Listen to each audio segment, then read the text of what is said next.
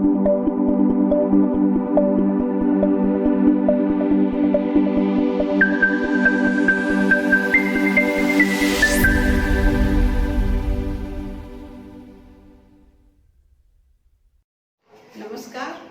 सृजन एकेडमी के YouTube channel पे आप लोगों का फिर से एक बार हार्दिक स्वागत है। तो हम लोग एक लंबे अंतराल के बाद इस समय मिल रहे हैं।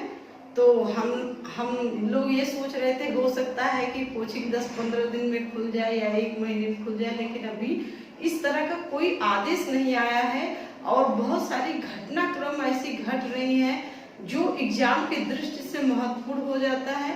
इसलिए फिर से हम लोग वीडियो लेकर YouTube पे आते रहेंगे और आप अपना पढ़ाई ताकि जारी रखिए। तो देखिए जो है हम लोगों का आज जो चर्चा का इस समय विषय है, यानी मानवाधिकार आयोग के अध्यक्ष जो है नए बने हैं। कौन बना है? अरुण कुमार मिश्रा जी बने हैं। तो अरुण कुमार मिश्रा जी एक ऐसे ऐतिहासिक सदस्य होंगे। 8वें सदस्य, पहली बात तो 2 बातें याद रखना है कि ये मानवाधिकार के कौन से अध्यक्ष होंगे, तो 8वें नंबर के होंगे। इससे पहले कौन था? HL दत्तू जी थे। ठीक है, तो ये एक ऐसे मानवाधिकार के अध्यक्ष होने जा रहे हैं जो मुख्य न्यायाधीश के पद पर नहीं थे। तो ध्यान में रखिए 2019 में मानवाधिकार आयोग में कुछ संशोधन हुए। उन संशोधन को आप लोगों को जानना बहुत जरूरी है, क्योंकि जो बच्चे पहले पढ़े होंगे उनको यही पता होगा। मानवाधिकार के अध्यक्ष की योग्यता यदि पूछ ले तो आप लोग यही लगा के आएंगे सर्वोच्च न्यायालय के मुख्य न्यायाधीश रिटायर होने चाहिए, यानी सर्वोच्च न्यायालय के जो रिटायर मुख्य न्यायाधीश होते हैं वही मानवाधिकार आयोग के अध्यक्ष होते हैं। जबकि 2019 में क्या कर दिया गया? इसमें परिवर्तन कर दिया गया और क्या ला दिया गया कि मानवाधिकार आयोग के अध्यक्ष वो होंगे यानी जो सर्वोच्च न्यायालय से रिटायर जज हो, रिटायर न्यायाधीश हो, यानी मुख्य न्यायाधीश होने की बाध्यता को खत्म कर दिया। ठीक है, तो इन बातों को ध्यान में रखते हुए हम लोग जो है फिर वीडियो लेके आए हैं। तो देखें, हम लोग मानवाधिकार आयोग को पूरी तरह से एक बार फिर से देख लेते हैं ताकि आपके दिमाग में बैठ जाए और क्या क्या परिवर्तन हुए हैं। इन परिवर्तनों के साथ, क्योंकि आने वाली UPSI में हो सकता है, यानी हो नहीं सकता, 100% संभावना बन रही है यहाँ से क्वेश्चन जरूर पूछेगा। तो आप लोग एक बार सरसरी निगाह से जरूर देखें। तो देखिए, हम लोग पहले देखेंगे कि राष्ट्रीय मानवाधिकार आयोग NHRC national human rights commission, ठीक है, इसको हम शॉर्ट में NHRC कहते हैं। इसकी स्थापना कब हुई? पहला डेट जो हम लोग स्थापना का देखेंगे तो राष्ट्रीय मानवाधिकार आयोग की स्थापना 12 अक्टूबर 1993 में हुई। कब हुई? 12 अक्टूबर 1993 में हुई। इस डेट को आप लोग ध्यान में रखिएगा, नोट डाउन कर लीजिएगा। मानवाधिकार आयोग का जो स्थापना है वो किसके आधार पर किया गया? तो मानवाधिकार संरक्षण अध्यादेश 1993 के द्वारा राष्ट्रीय मानवाधिकार आयोग की स्थापना किया गया। तो जैसा हम देख पा रहे हैं कि राष्ट्रीय मानवाधिकार संरक्षण आदेश के आधार पर किया गया है, इसका मतलब ये एक गैर संवैधानिक निकाय है। तो दूसरा क्वेश्चन जो आप लोगों से बनेगा, मानवाधिकार आयोग कैसा निकाय है? तो एक गैर संवैधानिक निकाय है। क्यों है? क्योंकि संविधान में इसका उल्लेख नहीं किया गया है। ये अध्यादेश के द्वारा लाया गया है, संसदीय कानून के द्वारा बनाया गया प्रक्रिया है। ठीक है, तो ये वैधानिक संस्था है, न कि संवैधानिक। संवैधानिक संस्था उसे कहते हैं जिनका उल्लेख संविधान में किया गया हो, और वैधानिक संस्था उसे कहते हैं जो संसदीय विधि द्वारा बनाया गया आयोग हो। तो ये 2 चीजें आप लोग स्पष्ट तौर पे ध्यान में रखेंगे। तो मानवाधिकार आयोग जो है हमारा, ये मानवाधिकार संरक्षण अधिनियम आयोग के जरिए ये क्या वैधानिक, इसे किसकी दर्जा दिया गया? वैधानिक दर्जा प्रदान किया गया और यह एक स्वतंत्र निकाय है। इसको भी ध्यान में रखिएगा। ये स्वायत्तशासी संस्थान है, सार्वजनिक स्वायत्तशासी, यानी भारत का कोई भी व्यक्ति, इसका कार्य क्षेत्र क्या होगा, पूरा संपूर्ण भारत होगा। संपूर्ण भारत का कोई भी नागरिक अपना जो मानवाधिकार होता है, हमारे अधिकारों का जो हरण होता है, क्षरण होता है, उसको लेकर आप ऑनलाइन या ऑफलाइन आवेदन जो है कर सकते हैं। ये एक क्या है, गैर संवैधानिक संस्था है। ये वैधानिक दर्जा प्रदान किया गया, यानी एक वैधानिक संस्था है मानवाधिकार आयोग, ठीक है, और एक स्वतंत्र निकाय है। इसके अलावा हम इसकी संरचना देखेंगे। देखिए, पहले जो संरचना हम लोग पढ़ रहे थे 2019 में, वो अलग था 2019 से पहले। चूंकि अभी तक वही चला आ रहा, 2019 में संशोधन किया गया। उसके पहले HL दत्तू जी जो सर्वोच्च न्यायालय के मुख्य न्यायाधीश थे, वो मानवाधिकार आयोग के अध्यक्ष थे। तो ये प्रक्रिया अभी तक लागू नहीं हुई, ये प्रक्रिया अब लागू हुई जो संशोधन 2019 में हमारा किया गया। तो 2019 में जो संशोधन किया गया, उसमें क्या क्या संशोधन किया गया, यानी आयोग के अध्यक्ष के अलावा निम्न 5 सदस्य होंगे।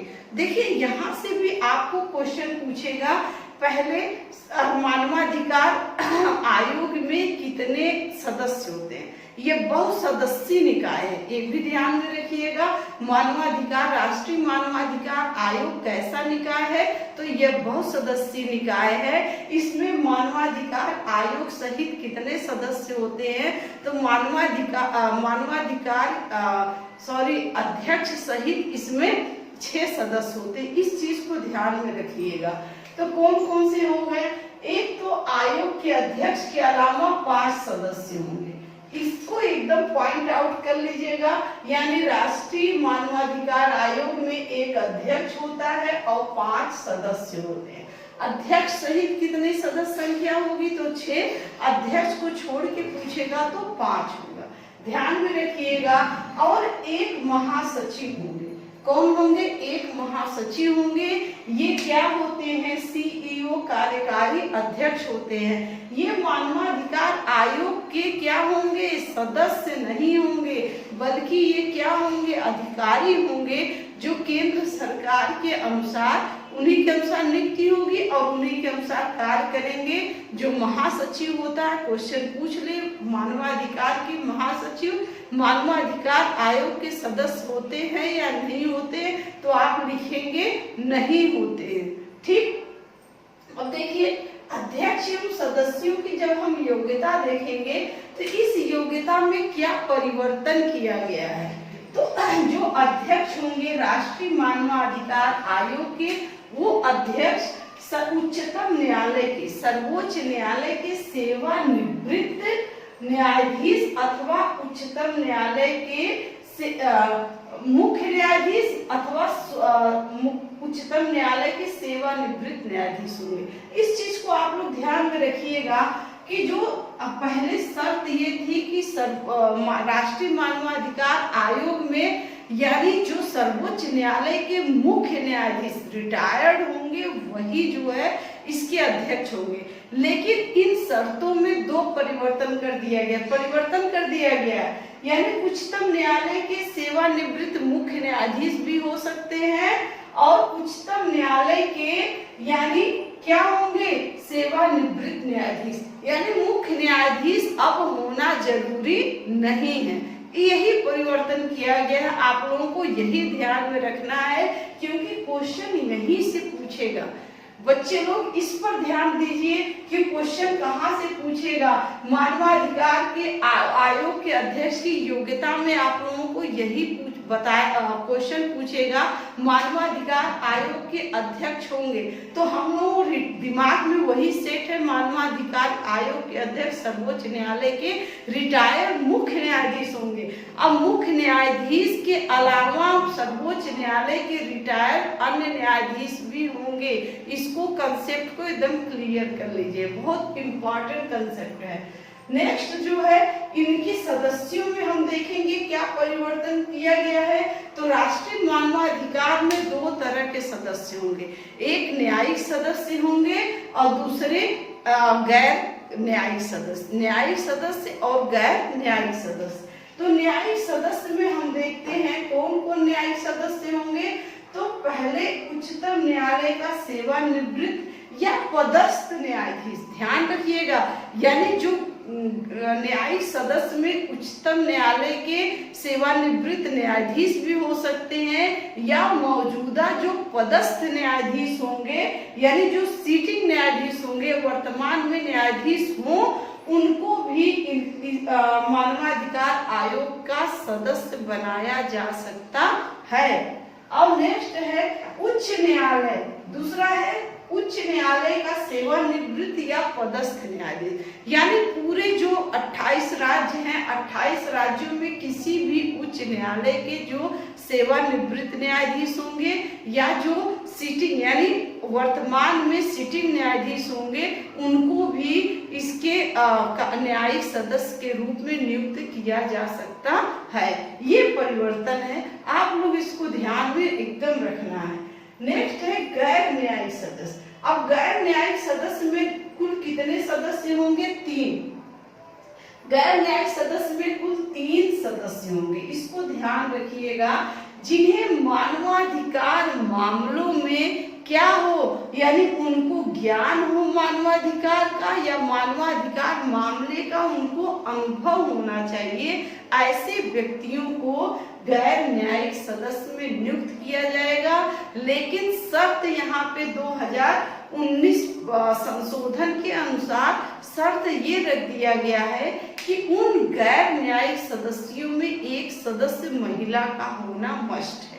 ठीक है, यानी कुल 3 गैर न्यायिक सदस्य होंगे जिन्हें मानवाधिकार संबंधी मामलों का ज्ञान और अनुभव हो। इन गैर न्यायिक सदस्यों में एक महिला सदस्य का होना कंपलसरी है, इस चीज को ध्यान में रखना है आप लोगों को। और देखते हैं हम नियुक्ति। देखिए, नियुक्ति अध्यक्ष और सदस्यों की जो नियुक्ति है कौन करता है? राष्ट्रपति करते हैं। अब राष्ट्रपति किसकी सलाह पर करते हैं? 2 क्वेश्चन बनेगा, राष्ट्रीय मानवाधिकार के अध्यक्ष और सदस्यों की नियुक्ति कौन करता है? तो सीधा क्वेश्चन अगर ऐसे पूछेगा तो आप लोग लगाएंगे राष्ट्रपति। लेकिन क्वेश्चन अगर घुमा दिया कि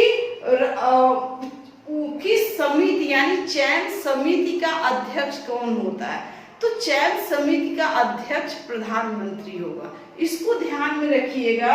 यानी अध्यक्ष और सदस्यों की नियुक्ति राष्ट्रपति द्वारा प्रधानमंत्री की अध्यक्षता वाली उच्च स्तरीय समिति के सिफारिश के आधार पर की जाएगी। एकदम ध्यान में रखिएगा बच्चे लोग कि यानी इसमें पूछा है कि डायरेक्ट यानी राष्ट्रपति, यदि क्वेश्चन 2 तरीके से पूछेगा, बार बार फोकस इसीलिए किया जा रहा है राष्ट्रीय मानवाधिकार आयोग के अध्यक्ष और सदस्यों की नियुक्ति कौन करता है।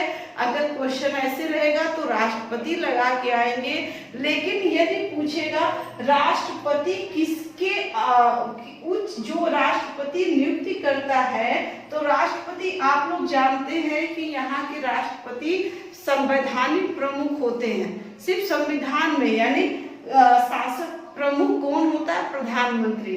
तो जो चयन समिति होगी यानी राष्ट्रीय मानवाधिकार आयोग के लिए प्रधानमंत्री की अध्यक्षता में एक चयन समिति, उच्च चयन समिति का निर्माण किया जाता है, जिसके अध्यक्ष प्रधानमंत्री होते हैं और उनके सदस्यों में कौन कौन होता है। तो ध्यान रखिएगा बच्चे लोग, यानी ये 5 सदस्यीय चयन समिति होती है, जिसमें गृह मंत्री, ध्यान में रखिएगा गृह मंत्री भारत के लोकसभा अध्यक्ष, लोकसभा में विपक्ष का नेता, राज्यसभा का विपक्ष का नेता, ये और राज्यसभा के उपसभापति, राज्यसभा के सभापति नहीं, उपसभापति इस उच्च स्तरीय समिति के सदस्य होते हैं। और इन उच्च स्तरीय जो समिति होती है, इसके अध्यक्ष कौन होते हैं? तो प्रधानमंत्री होते हैं। तो क्वेश्चन पूछेगा कि चयन समिति के अध्यक्ष कौन होते हैं, तो चयन समिति के अध्यक्ष कौन होते हैं, भारत के प्रधानमंत्री होते हैं। और उसके सदस्यों में निम्न में से कौन नहीं होता, यदि क्वेश्चन पूछ ले कौन नहीं होता है, तो आप लोगों को ध्यान में रखता है कि जो चयन समिति होती है प्रधानमंत्री के निर्देशन में, वो प्रधानमंत्री चयन समिति के अध्यक्ष होते हैं, लोकसभा के अध्यक्ष, राज्यसभा के उपसभापति और भारत का गृह मंत्री, लोकसभा में विपक्ष का नेता, राज्यसभा में विपक्ष का नेता से मिलकर चयन समिति का निर्माण होता है। उस चयन समिति के अध्यक्ष कौन होते हैं, प्रधानमंत्री होते हैं और उन्हीं के सलाह पर राष्ट्रपति इनकी नियुक्ति करता है। ठीक है, अब देखते हैं कार्यकाल। देखिए दूसरा सबसे महत्वपूर्ण बदलाव कार्यकाल को लेकर किया गया है। अभी तक हम लोगों के दिमाग में कंसेप्ट यही है कि राष्ट्रीय मानवाधिकार आयोग के अध्यक्ष का कार्यकाल 5 वर्ष होता है। अब इसको क्या करिए, 5 वर्ष को अपने दिमाग से क्या करिए, क्रॉस कर दीजिए, क्योंकि धारा संशोधन अधिनियम 2019 के अनुसार राष्ट्रीय मानवाधिकार के अध्यक्ष और सदस्यों का कार्यकाल कितना कर दिया गया है, 3 वर्ष। कितना कर दिया गया है, 3 वर्ष या 70 वर्ष की आयु तक जो पहले घटित हो। तो पहले 5 वर्ष था और 70 वर्ष मैक्सिमम तो था ही, लेकिन उनको 3 वर्ष कर दिया गया। पहले परिवर्तन क्या था, राष्ट्रीय मानवाधिकार आयोग के जो अध्यक्ष होंगे वो सर्वोच्च न्यायालय के रिटायर्ड मुख्य न्यायाधीश होंगे। वो 5 वर्ष के लिए बैठे जाएंगे या 70 वर्ष, तो 65 में रिटायर होंगे तो 5 साल तक काम करेंगे, 70 तक या 3 साल जो पहले घटित हो, लेकिन उनकी पुनर्नियुक्ति नहीं होती थी। यहाँ शर्त वहां पे ये थी कि 5 वर्ष कार्यकाल रहेगा या 70 वर्ष की आयु तक, लेकिन कोई भी अध्यक्ष की पुनर्नियुक्ति नहीं होगी। लेकिन यहाँ पे परिवर्तन कर दिया गया है। परिवर्तन क्या कर दिया गया है कि ये जो अध्यक्ष होंगे और सदस्य होंगे वो पुनर्नियुक्ति के पात्र होंगे। ठीक है, यानी उनकी पुनर्नियुक्ति हो सकती है, क्योंकि 3 वर्ष हो गया है तो 3 वर्ष, 2 वर्ष या 1 वर्ष के लिए वो और भी पुनर्नियुक्त हो सकते हैं। तो ये आप लोग एकदम ध्यान में रखिएगा कि मानवाधिकार आयोग के जो अध्यक्ष होंगे या सदस्य होंगे उनका कार्यकाल पूछेगा, कार्यकाल 3 वर्ष या 70 वर्ष। तो क्वेश्चन पूछ लिया मानवाधिकार आयोग के अध्यक्ष क्या पुनर्नियुक्त हो सकते हैं, तो अब क्या हो सकते हैं, क्या पुनर्नियुक्त हो सकते हैं, ये आप लोग ध्यान में रखिएगा। दूसरा पॉइंट आप लोगों को ध्यान में रखना है, राष्ट्रीय मानवाधिकार आयोग के प्रथम अध्यक्ष। अगर प्रथम अध्यक्ष पूछता है बच्चे लोग तो क्या लगाएंगे, श्री रंगनाथ मिश्र। रंगनाथ मिश्र जी इसके प्रथम अध्यक्ष थे, प्रथम अध्यक्ष। और वर्तमान में कौन है, इसको ध्यान में रखिएगा, वर्तमान में श्री अरुण कुमार, श्री अरुण कुमार मिश्र। श्री अरुण कुमार मिश्र इसके वर्तमान अध्यक्ष हैं, इसको ध्यान में रखिएगा आप लोग। तो प्रथम अध्यक्ष पूछेगा तो रंगनाथ मिश्र, वर्तमान में कौन है, श्री अरुण कुमार मिश्रा जी हैं। अब ये ऐसे ऐतिहासिक व्यक्ति होंगे जो सर्वोच्च न्यायालय के रिटायर्ड न्यायाधीश नहीं है, बल्कि सर्वोच्च न्यायालय के क्या है, सर्वोच्च न्यायालय के यानी मुख्य न्यायाधीश नहीं है, रिटायर्ड न्यायाधीश है। ये ऐतिहासिक व्यक्ति होंगे। यहीं से हमारा 2019 का परिवर्तन स्टार्ट हुआ। तो उम्मीद है आप लोगों को क्लास पसंद आई होगी। यदि पसंद आए तो लाइक शेयर सब्सक्राइब करना ना भूलें। Thank you.